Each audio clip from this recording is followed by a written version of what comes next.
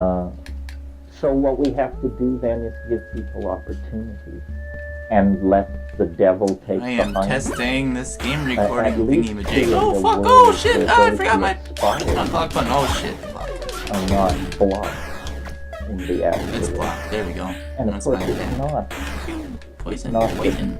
some of us are the pure aspirants and others the haunters of the sleazy side of the internet.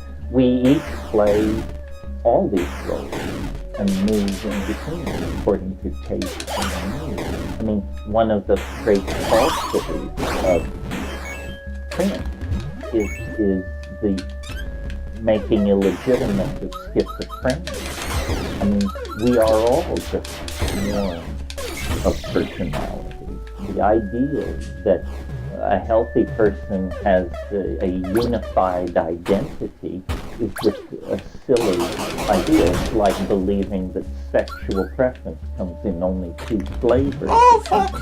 It's one of those incredibly weird simplifications that once made, everybody lines up and salutes, no matter how much agony it causes at the individual. Yeah. Well, last night what I said was that I was a Platonist, and that Plato felt that the world was approached Oh fuck! through Oh, don't block. three Yeah, there we go. paths: the good, the true, and the beautiful.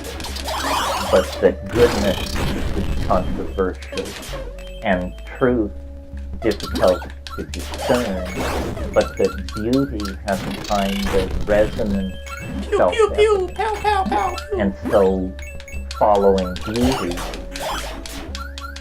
my faith will lead to the good and the true. And some beauty is, I mean, I'm a fan of extreme forms of beauty. Hieronymus Bosch and Furthest I've ever gotten. Be high score. James Ensor. I mean, the beautiful can be grotesque. Of course, this then opens up Let's equip a that. whole aesthetic Oh, shit. can that maybe we don't want to get into. Well, beautiful art is never bad. Yes, I think grotesque, the beauty Ooh, of health the grotesque regen. is the unique modern contribution to the discussion of beauty. And it's a higher form of perception. I mean, it's all very fine to find beauty in wildflowers and then dancing in diaphanous dresses and harpsichord music. It's quite another to find beauty in ripped up railway tickets and found objects and smashed machinery. That's the modern sensibility has been unsentimental and has, in that sense, I think, advanced. Modernity, I'm feeling much better about now that you know, it's such a huge enterprise to look back on. You know, I mean, what faith, what simplicity, what naivete. Hell yeah! You have acquired the Spiked Club. I can hardly get over it. The 20th century, for all of its brutality and its flirtation with the dark side of the human soul, the counterpoint to that was its incredible optimism and idealism and simplicity. I mean, the simplicity of fact, You have amassed a soul. simplicity of Find a marketing, demon statue to increase your strength. democratic political theory. I mean, these are Oh my God, ideologies that clearly never Oh my met god, a oh human my being. god, I'm a winner! Yeah. Well, the idea of an attractor, this, you see, these huge thought structures that we live inside that we're not even aware of. And one of them is the idea that causes precede their effect. This seems like a non-statement. Of course, causes precede.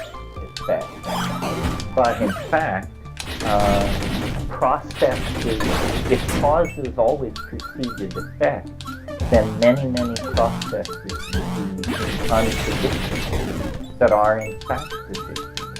And this has to do with this word we introduced last night, the creos, the runnel, a given process, the destiny of a people or the evolution of a political system or the growth of a series of interconnected scientific ideas is not in fact free to develop in any direction it wants. It is going on in an epigenetic environment of intellectual confinement of some sort. And in the same way that water runs downhill, a given idea developed in a given time and place will predictably develop in a certain direction. One of the very large creos that we can see at work in nature and society is what I call the conquest of dimensionality. Biology is a strategy for moving into and occupying ever more dimensions. And biology begins as a point-like chemical replicating system attached to a primordial clay in a proverbial warm pond somewhere at the dawn of time. And as life develops, it folds itself. It becomes a three-dimensional object. It replicates itself in time. By that means it claims the temporal dimension. After 2 or 3 billion years of that, it has evolved itself to the point where with strong muscles it can move through space. With superb visual organs it can coordinate its exterior environment. And finally, through the advent of language, it can tell its story. It can move information around not present. And as soon as you begin to run the other way into stone or magnetic medium or whatever, Fuck. in a sense, time has stopped.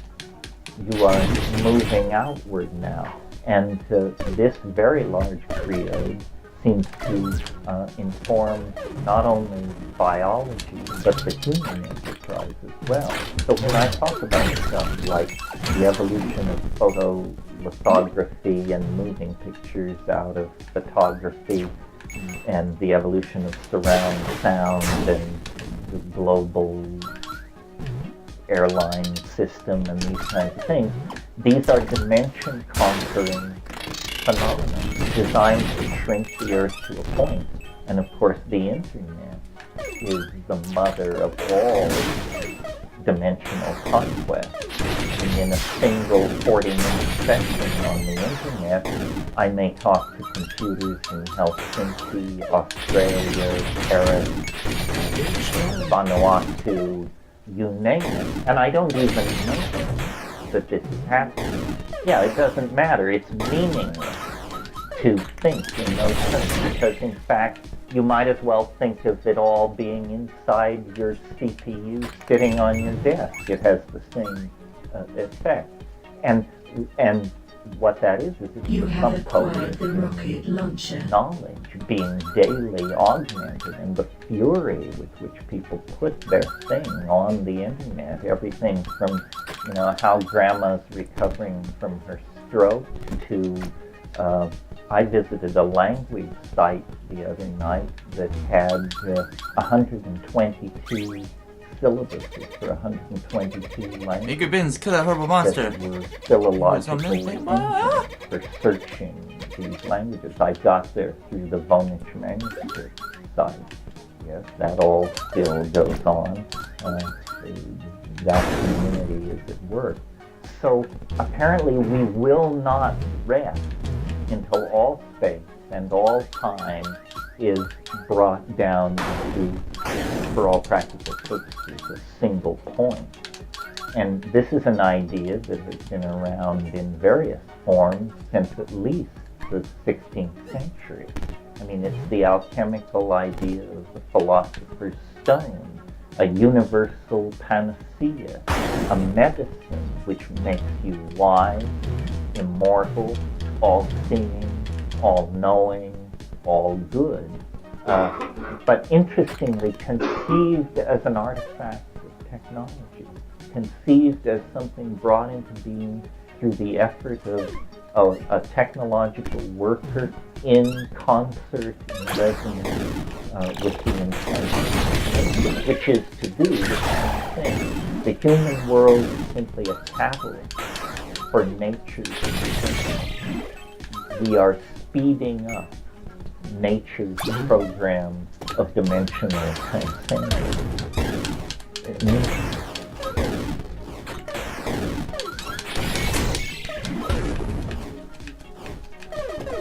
It is, but it is that, and it is in a sense the Jungian unconscious, but no longer unconscious. In a sense, what we're saying is, we all, before the internet, you were who you are, you knew what you knew, and you knew there was a great deal that you didn't know. You had once known it, but forgotten it, or never learned it, but somebody somewhere knew it.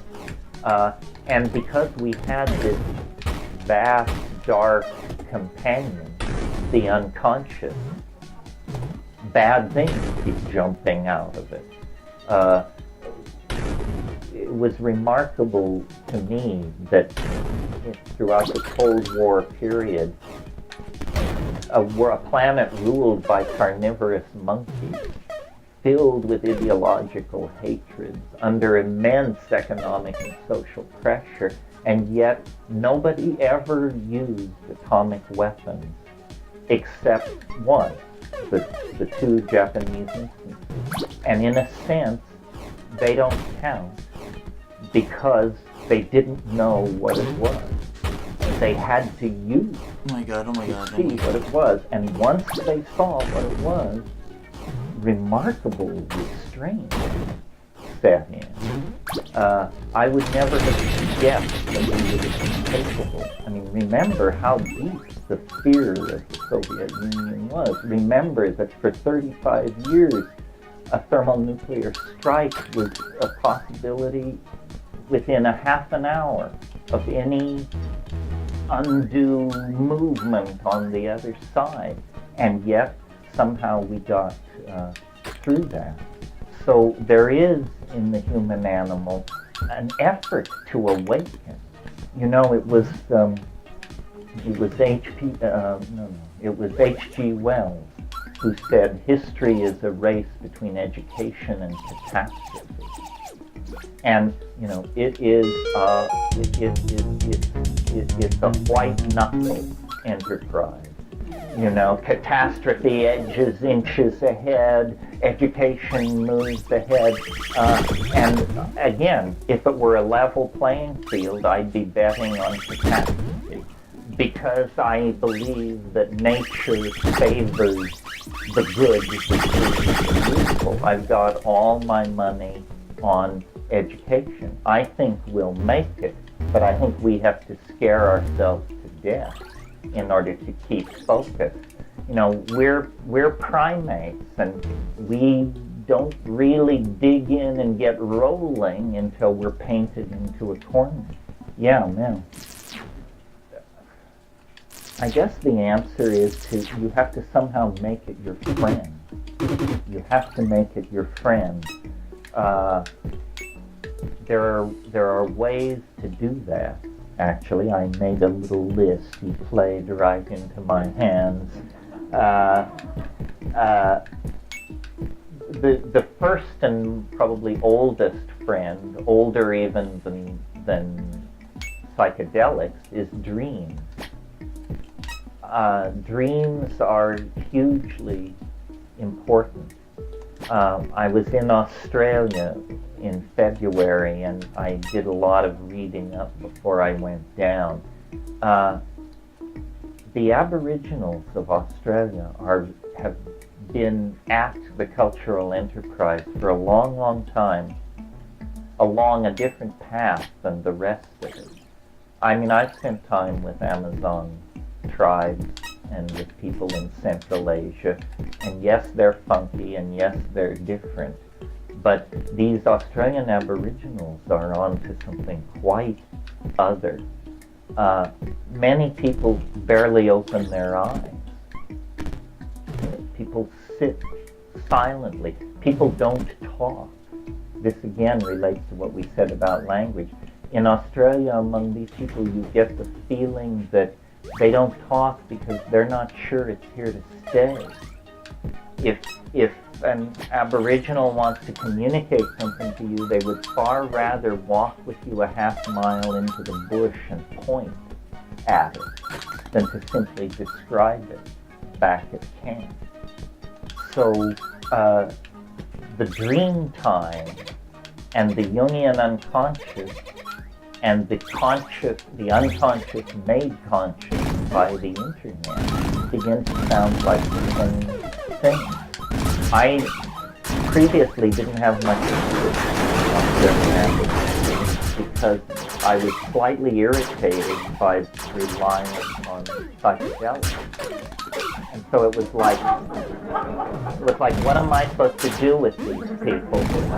They're clearly very loaded and very far out. How do they do that without drugs? It was paradigm agonizing to me. Well, it turns out that they just are better at keeping secrets than the people in the Amazon. There's a revolution breaking over ethnobotany. We have been saying for decades that South America was the most outstanding on the planet, and why was that, and wasn't it fascinating, and so forth and so on. In the next 18 months, some Australian ethnobotanists and trippers are going to publish data that shows that the Australian Aboriginal worldview is entirely running on DMT. These acacias, this gum tree ecology that stretches from Queensland down to the south coast, is replete with DMT. It's simply that the Aboriginal culture is even more secretive than other cultures, other Aboriginal cultures in other parts of the world. And only very, very slowly is this information being let out. So dreams are one of the great friends of imagination. Yes, that's what I'm saying. Okay. There'll be more, not for me, but very good. Hundreds and hundreds of pages about it published, and they've got the data and they've done the analysis. Yeah. Well, I pretty much take the position that there may be people who can do it on the now, but there's no technique. It's something you have to be born to, and there's no culture that can do it. I think throughout the human population, there may be one person in 100 who has a futuristic set of things. Because I occasionally do like this. Somebody will come up to me and say, well, I've never taken a psychedelic drug, but I know exactly what you're talking about, and I see visions and so forth and so on. I used to just think that these people were nuts. I've now encountered enough of it that I modify my position to say these are just incredibly fortunate people. And you can't tell how much of it is personality and how much of it is chemically real. Again, how much of what I'm saying to you right now is being processed differently in every head in the room. Some people are seeing pictures, some people are hearing words, some people are logically building on what I say, and for some people it's just music. And so it's very different, and again, it's something very hard to share because it's so subjective. But throughout the world, there are what we would call primitive or aboriginal cultures. And some are drug users and some are not. And it isn't a matter of ecology, it's a matter of something else. In eastern Ecuador, you have tribes that are just totally druggy. And across the river, people who never touch anything, living basically what appear to be unschooled observers, two cultural systems not that different from each other. So, it's but generally speaking, the psychedelic cultures seem more, the psychedelic cultures seem less dogmatic. Shamanism comes in two flavors, at least two. There's what I call a traditional shamanism is very rigid and ritual-driven and usually non-psychedelic. And the other kind of shamanism, there are rituals, but they are basically for the consumer, not the producer. And what shamans in these psychedelic cultures are simply alienated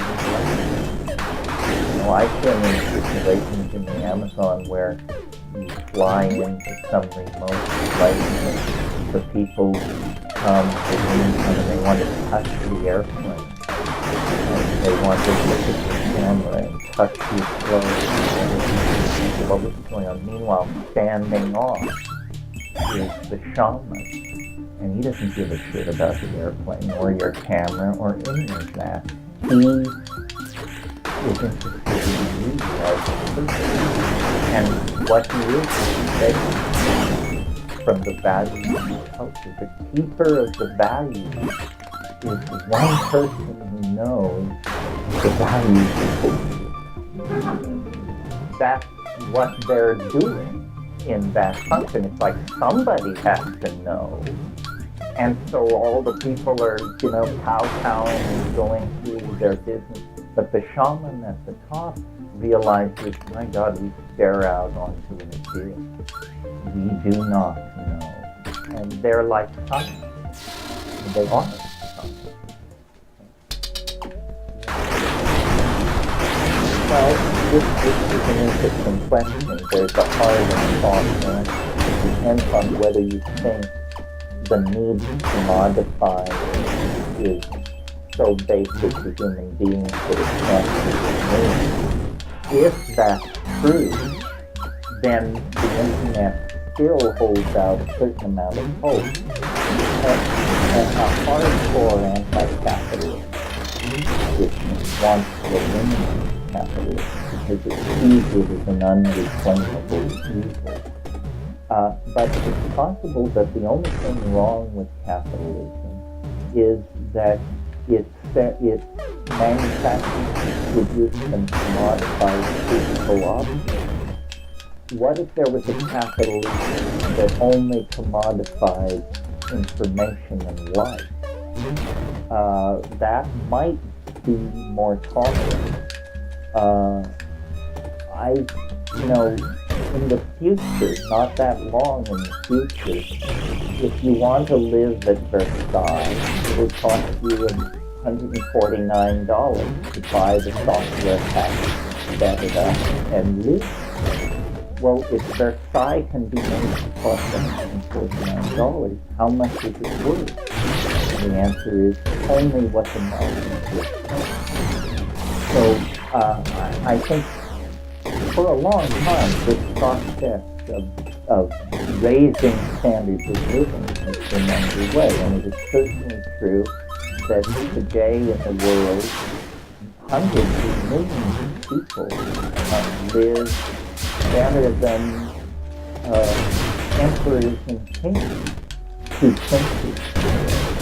So I think the important thing, well, before we totally dismiss capitalism, we should see if it can operate in a virtual informational environment less You have amassed a soul brick. Find the if it statue to can, increase your then strength. something else. will have to come along. But certainly capitalism based on the extraction of resources and their fabrication by cheap labor population into objects to be sold in a central economy, that's the destiny, that's the dynasty, that's self-limiting. Oh, because there is not an ultimately exploitable resource. The end of that kind of capitalism usually discriminates. Well, that's an interesting question. Is there a kind of natural selection of meaning in the marketplace? There probably is. For example, imagine governments deal with information completely differently than corporations. If a government obtains a proprietary technology, its impulse is to classify it, move it out of sight, and exploit it for political advantage.